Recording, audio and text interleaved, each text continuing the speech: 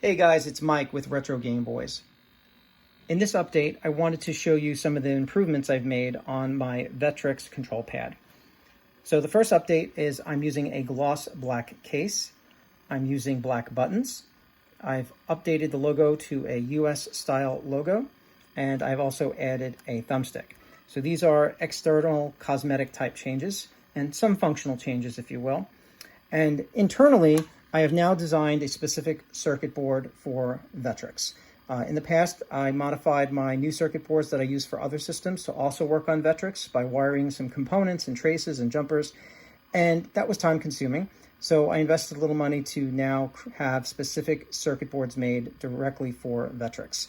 So these are now internally inside these controllers. Another little improvement to the circuit board is I added some additional contact points so you could use these as embedded boards in your own arcade sticks. So all you really have to do is just wire up the 9 wires and then hook up your buttons directly to these particular contact points and your arcade stick and put this in your own enclosure and mount it. And now you have an easy way to create a very simple arcade stick for Vectrex.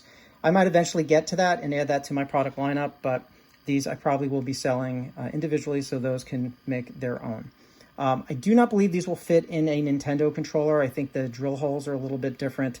I haven't really tried that yet, but if you do buy them and you use them for an arcade stick, or maybe you want to put it in a Nintendo controller, you can try and let me know. So let me give you a brief demonstration of how it works. Very simple. I'm just going to press the start button, make the volume a little louder. Okay. So a couple of notes here. Even though it looks like a thumbstick that you might be familiar with, like with analog controllers, this is purely digital, just like a regular directional pad, like for a Nintendo controller. In this case here, it's a 3D printed thumbstick with a removable screw and a silicone grip that fits on top. The majority of games that it works with, pretty much any game that doesn't require analog control. So certain games like Hyper Chase, for example, the movement will be too quick and therefore won't work. But I've been told there aren't that many analog games out there, and to date I've sold about 250 of these particular units with much success.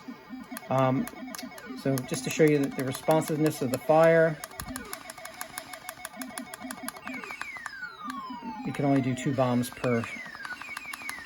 So what I do is I get really low just to try to show you how fast it is.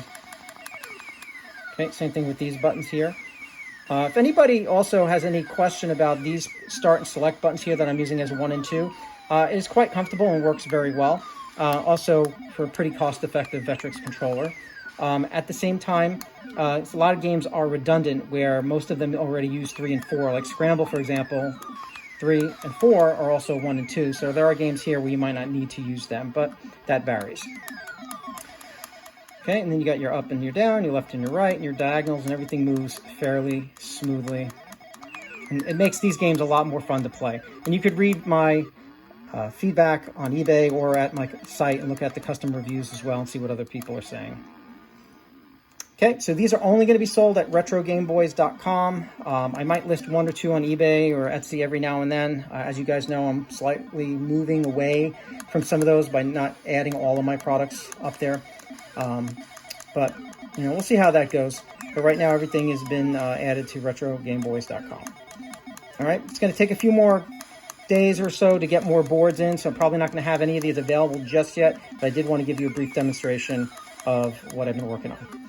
All right, guys, take care, and thanks for your support.